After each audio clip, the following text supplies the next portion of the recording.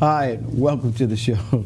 Again, we thank God that you can view the show, whether it's in your kitchen, your living room, your bedroom, any area of the house that you view the show. We're excited that we can bring you information about what's taking place in the city. Remember, we're in recovery mode. We're still thanking God for the volunteers that are coming down. They're still coming down. I will be getting you information about some volunteers that will be down this summer, and they'll be able to do some of our citizens' homes, different types of repairs, maybe even cutting the grass, something of that nature. So I'll get that information and I'll bring it to the show so you can contact the different agencies that are doing that. Again, we just thank God that God has not forgotten us, and we're coming back step by step, one brick at a time, one home at a time, and definitely we thank God that the Lord is allowing the churches to be a catalyst to bring the community back. We're going to be talking, to our guests. We're really our host, but I'm going to use them as a guest today because there's a very serious problem that's taking place in New Orleans, and I need to hear his opinion on what's going on. And he comes in the person of the Reverend Darrell Smith, pastor at Pilgrim Progress Missionary Baptist Church, also radio personality, D.K. Smith, 9:40 a.m. on your radio dial, and he takes you home in style with a smile. And he can tell you about the bumpy streets, or the streets are getting smooth. But also, you have your finger on the pulse of what's taking place. Mm-hmm. You have any information for us today? Well, you know what? I have some things written down, but I've got something close to the heart that I just want to share. And that is to remind everyone that today, Friday, June the 1st, is the beginning of hurricane season. I like that. I like I don't need a script. Helping people prepare, and we're praying that this season will be non-eventful as last season, right. But we always have to put it in the consciousness of our mind. That's right. And so when you said earlier about preparation and everything, more or less touched on it, that's what we need to do. We need to be prepared to have a plan. A plan, that's it. Yeah. Have a plan. You got to have a plan. Yeah. I was listening to the news the other day, and they were talking about how contraflow will flow this year, this hurricane season, and how it won't be at Loyola, but it'll be at Clearview. It's closer? It's closer to Clearview. Okay. But the emphasis was this: don't wait until contraflow opens. Yeah, move out before. Out before. Because you don't want to get in that situation. Because you may think you're going one way, and then next thing you know, you get in a contraflow, you're going to be going a whole other direction. And then that means you have to change your plans about where you were going to evacuate. I'm on my way to Texas, and next thing you know, I'm headed to Mississippi. Is that right? I'm just saying, that's just the way the contraflow will flow. It's just the way it was for some people. And so, number one thing, I say this, and I emphasize this is the first day of hurricane season. Be prepared, get a plan, and make sure that you notify everyone, have your papers in order, have enough clothes for a few days. They say a few days, I say a week, and just be prepared. I've got a habit now since I'm back on the road again, my ride. I'm making sure that my car is filled almost all the day. If it once it gets like half a tank, I go to a gas station. Keep it prepared. I keep prepared, and that's just it. Be prepared, because you never know what will happen. And to be honest with you, it may not even be a hurricane. Well, that's what we're hoping for, but just in case. It could be. If you got to move out, move out. Anything, but any kind of disaster that can happen, What other announcements you have? Well, I do have an announcement that's coming up on Saturday, tomorrow. One of my favorite spots, my new spot, I call it my new hot spot. And the reason why I call it my new hotspot is because they have free Wi-Fi. And if you're into the internet and using the information highway. Yeah. You always like to have a free hotspot. And so that's where I go. I go to the new, and I emphasize saying new, Rosa Kelly Library, located 4300 South Broad. And that's at the corner of Napoleon and South Broad. And not only is the library that's open daily, closed on Fridays and Sundays, but till 7 o'clock p.m. There's also the Green Dot Cafe, and that's a cafe that's in the library, but it's also in a section of what is called the community center. And so is that open on Fridays? That's open every day. 7 days a week? 7 days a week. Whoa, now, on Sundays, they close at 4 o'clock, I believe, like that, 9 to 4. They have Sunday brunch and everything. And so that's one thing that they do. But coming up tomorrow, Saturday, that's what I want to emphasize here, is Artmore. Artmore. It's going to be Saturday, June the 2nd at 6 to 9 p.m. And Artmore is part of the Broadmoor Community Center. That's what it is. It's called the Broadmoor Community Center at Rosa Keller Library, 4300 South Broad. They have musical entertainment, and it's graciously provided by Amasa and Ayla Miller. They have Margie Perez, Bobo Suku, the Lutcher Charter School, and musical theater students, plus more. So what is that? Art or that's music? There's a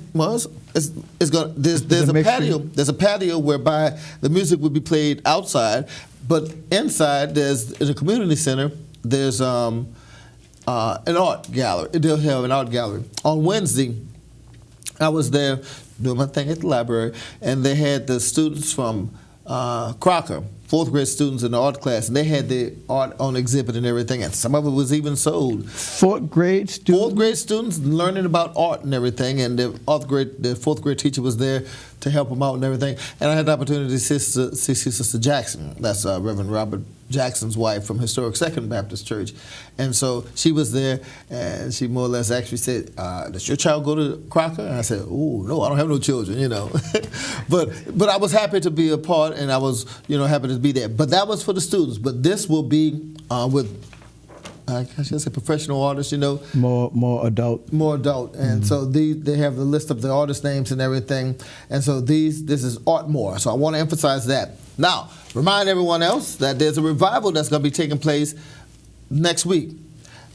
Between Tuesday and Thursday, June 5th through the 7th, the 1st District Missionary Baptist Association's annual revival will be taking place, and the guest evangelist will be Dr. D.Z. Cofield, pastor of the Good Hope Missionary Baptist Church of Houston, Texas. And this will be taking place at the Pentecost Baptist Church, which is located at 1510 Harrison Avenue. Dr. Lionel Davis is the host pastor, and Dr. Calvin W. Woods, Jr. is the revival chairperson. Dr. Robert Turner, Sr. is association president. So that's next Tuesday through Thursday for 7 o'clock, but at 6 p.m. they'll be witnessing in the community. And on Tuesday, the emphasis will be men. Men will be the emphasis night. Wednesday is the emphasis will be women, and Thursday is the youth and children emphasis night. So they'll cover the whole basis. So again, that's the First District Missionary Baptist Association's annual revival, and that's going to be taking place next week. Now, I'll have more announcements on the second half, but I think you had something that you wanted to share. Yeah, a couple of announcements I wanted to get out. From the Westside Missionary Baptist Association, the Congress of Christian Education and Christian Leadership School, they will offer courses from June 5th to June 8th at 8 to 10:30 a.m. daily, and that'll be at West Jefferson High School, 2200 8th Street in Harvey. And the theme is the community of believers growing in the Word of God, Acts chapter 2, verse 42. There's a registration, and there's a registration. You can go on the internet and register, and it's www.stjosephbaptistchurch.org. The Reverend Melvin C. Zeno is the president and moderator. The Reverend Dr. Johnny McKinnis is the director, and Sister Gertrude Taylor is the dean. The viewers can take advantage of that. That's what's taking place.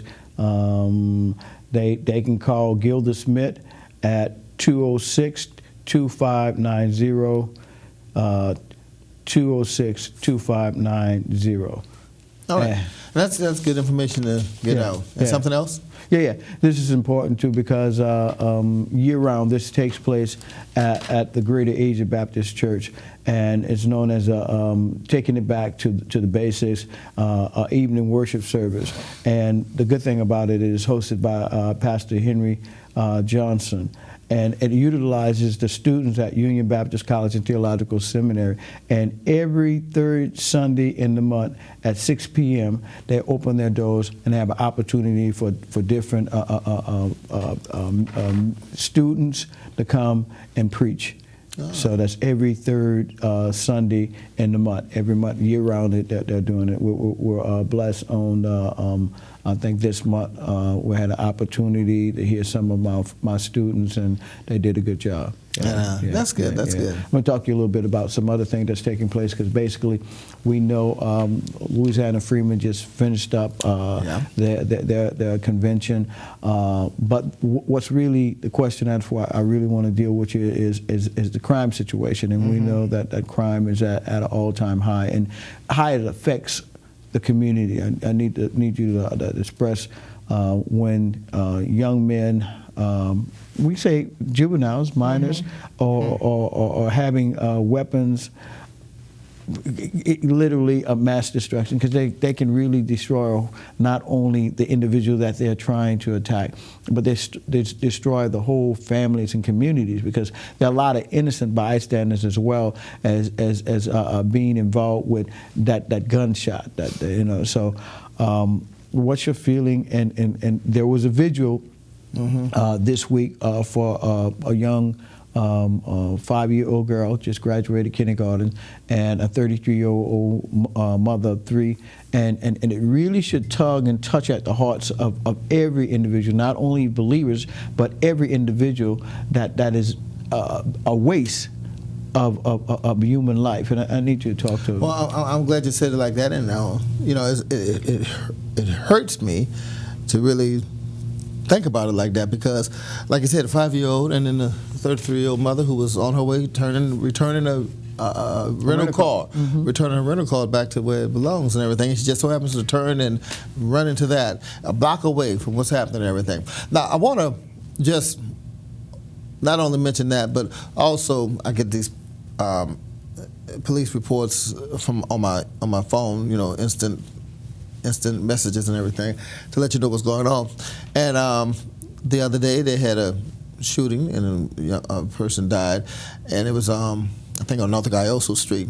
And what happened was, with this situation, is a young man, 33, he was sitting on the porch and sitting on the steps, minding his own business, and 2 juveniles came up, one 13 and one 15, and the 13-year-old had a gun, and he basically said to him, "Give me all you got."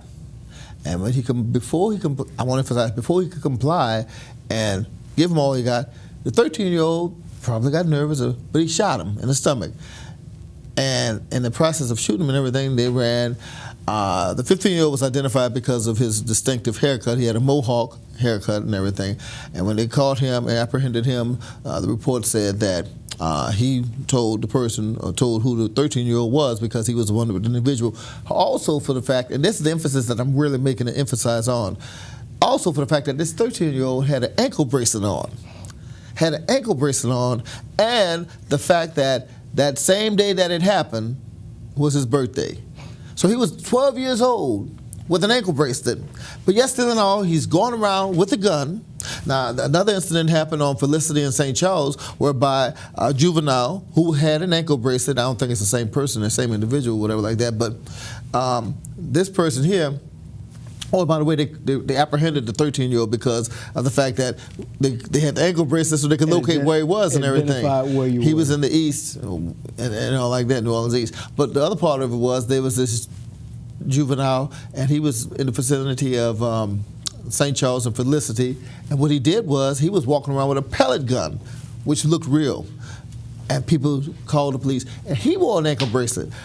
My point is this: you're already on probation or have an ankle bracelet, and they're still brazen enough, I won't even call it bold, but brazen enough to carry weapons, to do things. It's just like what that ankle bracelet is for. It's identifying where you're at, locating you, and then it shows whether if you're not in the right place, you're violating your probation. But even by carrying a weapon, you're violating.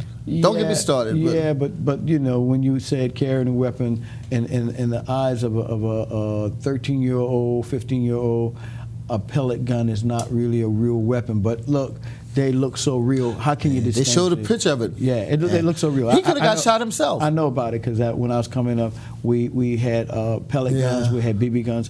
I got something else to talk to you about. All right. We're going to go to break. When we come back, we're going to talk.